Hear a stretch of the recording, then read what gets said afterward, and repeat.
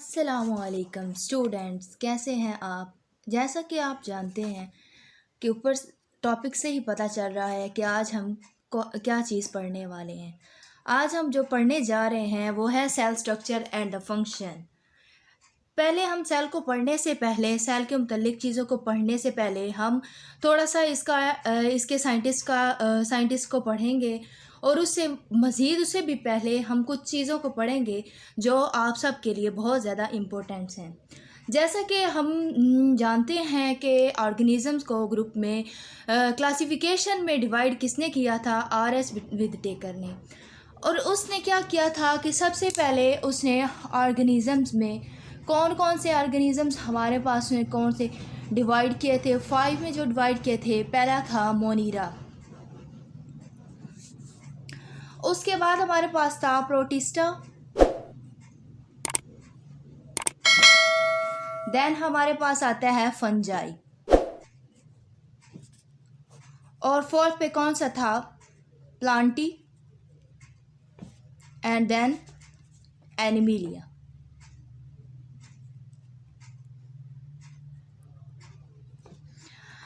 ये जो होते हैं मोनीरा, जो हमारे पास होते हैं, इनको हम कहते हैं सिंगल सेल्ड कहा जाता है इनको। और प्रोटिस्टा भी, जो ये प्रोटिस्टा होते हैं, इनको भी सिंगल सेल्ड ही कहा जाता है। यहाँ पर आप परेशान ना हो कि हम आपको इसके बाद बताएंगे कि इन दोनों में डिफरेंस क्या है, इन दोनों को क्यों हम लोग सिंगल सेल्ड कहेंगे, इनमें फ़र्क क्या है वो हम बाद में देखेंगे। बाकी के ये जो तीनों हैं हमारे पास, बाकी के इन सब को हम मल्टी सेलुलर्स कहा जाता है, कहते हैं।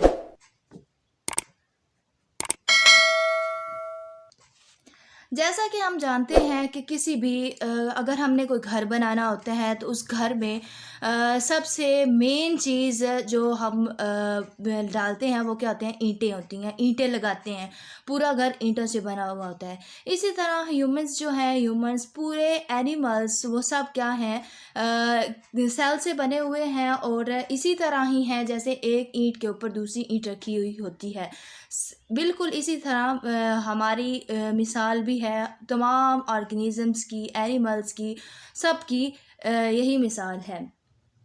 जैसे हम कह सकते हैं कि ऑल ऑर्गेनिज़म्स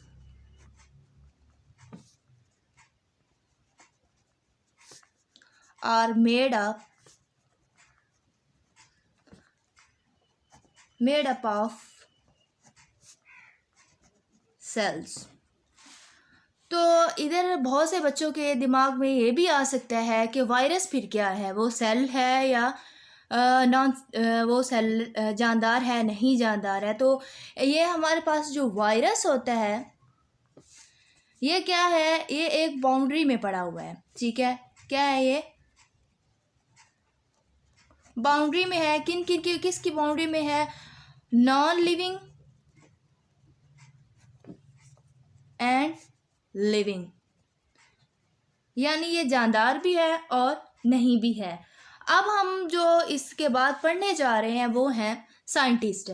हम पहले साइंटिस्ट के नाम भी याद करेंगे और उनको याद करने का यहाँ पर आपको तरीका भी बताया जाएगा कि आप किस तरह आसानी से उनको याद रख सकते हैं। हम 60th सेंचुरी की बात करेंगे। उस वक्त पहले जो था एंटोनी वैन लेवन हुक की बात करेंगे। जो ये था, ये पहला बंदा था जिसने माइक्रोस्कोप को बनाया था अपने हाथों से, और इसने पॉन्ड्स का वाटर लिया था और उस पे के ऊपर स्टडी की थी, रेन वाटर को देखा था, और इसने कुछ जानदार चीज़ें देखी थी जिसको इसने एनिमल क्यूल्स का नाम दिया था, एनिमल क्यूल्स का नाम दिया था। और इसको ही पहला बंदा कहा जाता है कि जिसने क्या था, first man to see a living cell. इसको हम क्या कहते हैं, ये MCQs है बहुत important. First man to see a living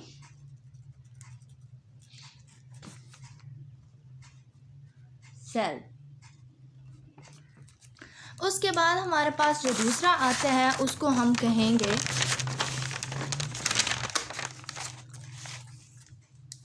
अब हम बात करते हैं 6065 की। इसमें रॉबर्ट हुक। अब इसका नाम हम किस तरह याद करेंगे? इसका नाम याद करने के लिए कि इसने क्या किया था, इसने किस चीज़ को स्टडी किया था, हम कैसे याद रख सकते हैं? इसका जो ये नाम है हुक, हुक एक बेजान चीज़ होती है, ठीक है, यानी डेड से हम याद रख सकते हैं कि इसने एक डेड चीज़ के ऊपर सर्च की थी। डेड चीज़ इसने क्या ली थी? इसने लिया था कॉर्क। कॉर्क क्या होता है? एक प्लांट का टिश्यू होता है। प्लांट की टिश्यू की एक उसने लेयर उतारी थी और उसके ऊपर इसने सर्च की थी। और जब इसने देखा, इसके माइक्रोस्कोप के नीचे रख के इसने देखा तो इसे बहुत सारे सुराख दिखाई दिए थे, यानी कंपार्टमेंट्स की जिन्हें कह सकते हैं। और इसने इस कॉर्क को कहा था कि ये बिल्कुल इसी तरह ही है जिस तरह हनी कॉम्ब्स होते हैं, जिस तरह हनी कॉम्ब्स के अंदर कंपार्टमेंट बने होते हैं, बिल्कुल इसी तरह इसमें भी हैं। और इसने इसको सेल से किस तरह रिलेट किया था? इसने कहा था कि जो सेल्स होते हैं वो भी क्या होते हैं, खाली कंपार्टमेंट्स होते हैं और बाहर उनकी क्या होती है, एक वॉल बनी हुई होती है। इसने इस तरह उसकी शक्ल बताई थी सेल्स की कि इसी तरह सेल्स भी होते हैं। लेकिन इसने यह कहा था उस वक़्त कि जो सेल होता है वो एम्प्टी होता है। उसके बाद हमारे पास जो नया साइंटिस्ट आया था, इसके बाद लॉरेंस ओकन था। इसने 805 में बताया था कि जितने भी लिविंग ऑर्गेनिज़म्स हैं वो क्या है, और जो ओरिजिनेट हुए वो कहाँ से ओरिजिनेट हुए हैं? वो सेल से ओरिजिनेट हुए हैं। इसके बाद हमारे पास जो अगला आया था वो था जॉन बैप्टिस्ट डी लेमार्क।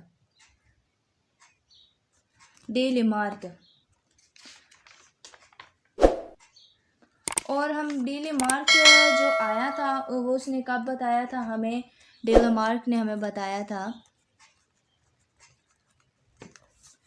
इसने 809 में कहा था कि कोई भी बॉडी जो है वो उसमें ज़िंदगी नहीं हो सकती जब तक उसके हिस्से क्या हैं या उसके पूरी बॉडी किससे बनी हुई नहीं है, सेल से नहीं बनी हुई है, उसमें ज़िंदगी नहीं हो सकती है।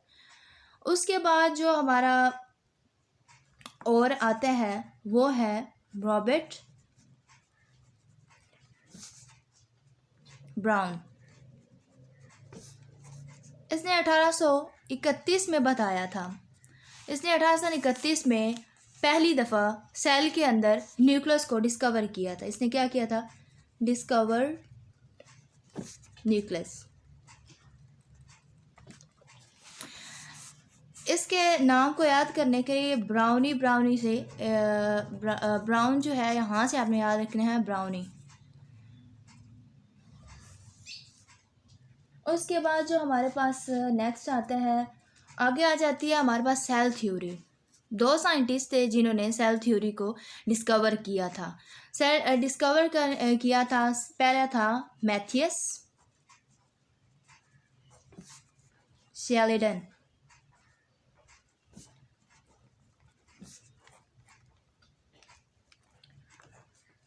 बहुत ज़्यादा यहाँ पर परेशानी होती है स्टूडेंट्स को कि किस तरह याद रखा जाए कि शेल्डन ज़ूलॉजिस्ट था या बॉटनिस्ट था, तो इन दोनों के मिक्स हो जाते हैं। तो आज मैं आपको बताने जा रही हूँ कि किस तरह आप इस चीज़ को याद रख सकते हैं कि बॉटनिस्ट था या फिर जोलॉजिस्ट था। इसके जो इसका जो ये वाला इसका नाम है, इसके नाम से ही हमें याद रखना है। ये निकला हुआ है, हम याद इसको करेंगे मेथी। मेथी से याद रखेंगे, मेथी होता है एक प्लांट। तो प्लांट से हम क्या याद रखेंगे कि ये कौन था, जर्मन बॉटनिस्ट था। ये कौन था, बॉटनिस्ट था। इससे इसके नाम से यानी मेथी से निकला है इसका नाम, मेथी से। तो मेथी एक प्लांट होती है, तो हम उधर से इसको याद रखेंगे, इसका नाम याद रखेंगे। क्या था ये जर्मन बॉटनिस्ट था। और नेक्स्ट हमारे पास जो था थियोडर शुवान, 1839 में आया था। तो आपने इसके इस नाम से याद रखना है। शुवान एक होता है बर्ड,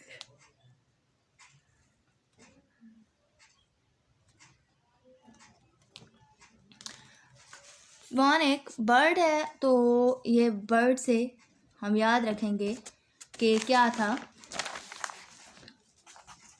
ये जर्मन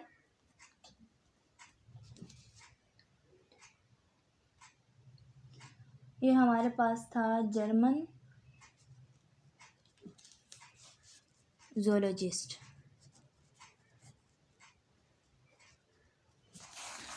जो ये था मैथियस शेल्डन, इसने ये बताया था, इसने कहा कि all plants are made up of cells. इसने यहाँ पर ये मतलब स्टेटमेंट दी। और जो थियोडर था शुवान, उसने क्या किया, उसने ये कहा कि all animals are made up of cells. तो इस तरह बाद में इन दोनों की स्टेटमेंट्स को इकट्ठा करके एक इकट्ठा मतलब सेल के मतलब जो स्टेटमेंट्स थी उसको ये कहा गया कि इन दोनों की स्टेटमेंट्स को मिला कर का कह दिया गया सेल थ्योरी।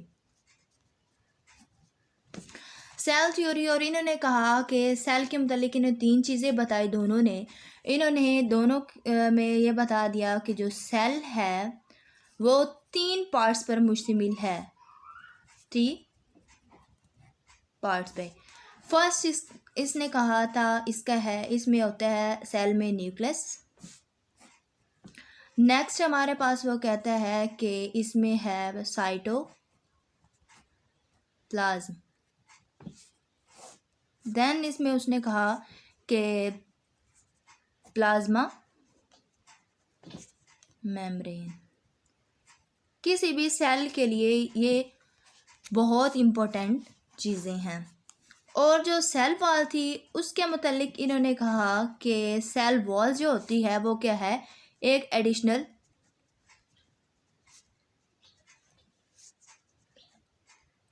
पार्ट है, जो कि सिर्फ और सिर्फ प्लांट्स में और कुछ और चीज़ों में कुछ और लिविंग ऑर्गेनिज्म में पाया जाता है।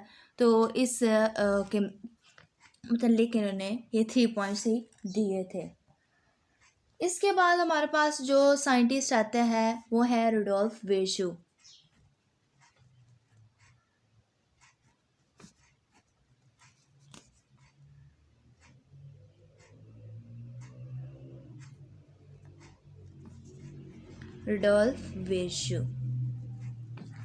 रुडोल्फ विर्चू ने ये कब बताया था, 1855 में ये बताया था। इसने क्या कहा था, उसने कहा था कि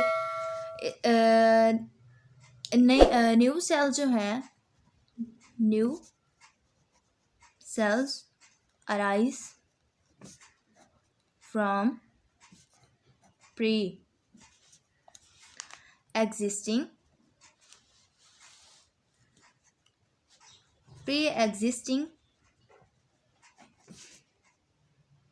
सेल्स। यानी कोई भी नया सेल जो आएगा तो वो कहाँ से ओरिजिनेट हुआ है, वो पहले से मौजूद सेल से आया है। तो ये रुडोल्फ विर्चू का एक हाइपोथेसिस था, लेकिन इसके पास एक्सपेरिमेंटली प्रूफ नहीं था। तो इसने स्टेटमेंट दे दी थी। और इसने जो वर्ड यूज़ किया था वो था omnes cellula a cellula, जिसका मतलब ये था कि new sales arrive from pre existing cells. तो इसने पहली दफ़ा इसने जो एबायोजेनेसिस थ्योरी थी,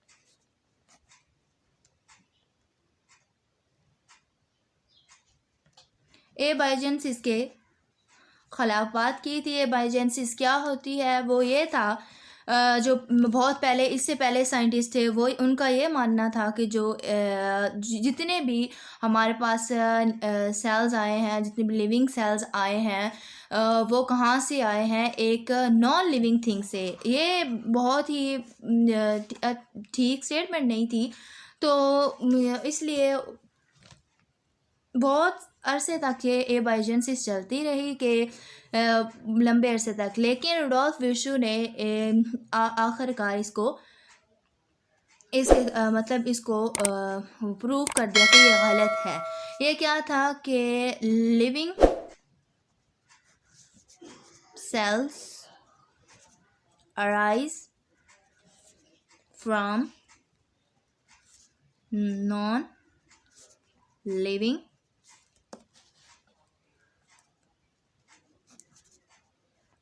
सेल्स, नॉन लिविंग सेल से ओरिजिनेट हुए हैं। यहाँ पर एक और लफ्ज़ है अराइज स्पॉन्टेनियसली, यानी तो इसके बाद जो रुडोल्फ विर्शु का प्रूफ किया था, यानी इस बात को प्रूफ जिस साइंटिस्ट ने किया था उसका नाम था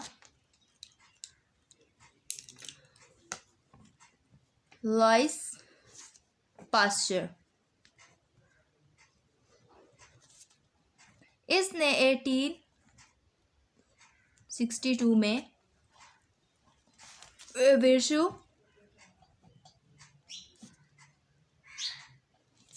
हाइपो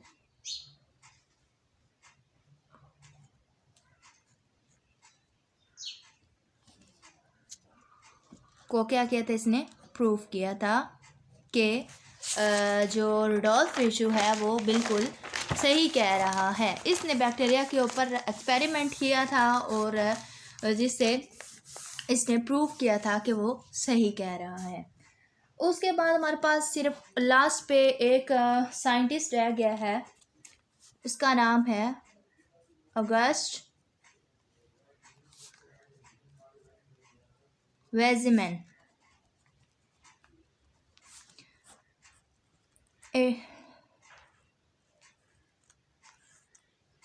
880 में इसने ये कहा था, इसने ये कहा था कि जितने भी मौजूद all presently living things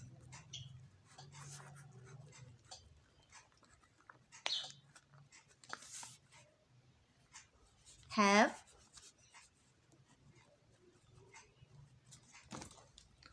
common origin। इसने ये कहा था कि जितने भी अब तक जितने भी लिविंग ऑर्गेनिज्म मौजूद हैं, चीज़ें मौजूद हैं, वो कहाँ से आई हैं, उनका ओरिजिन जो है वो, यानी उनका वालिदैन जो है वो उनके क्या है, उनका ओरिजिन कहाँ से एक ही है, उनके बाप जो है वो एक ही है। तो यह था हमारा आज का लेक्चर। मुझे उम्मीद है कि आपको आज समझ आई होगी।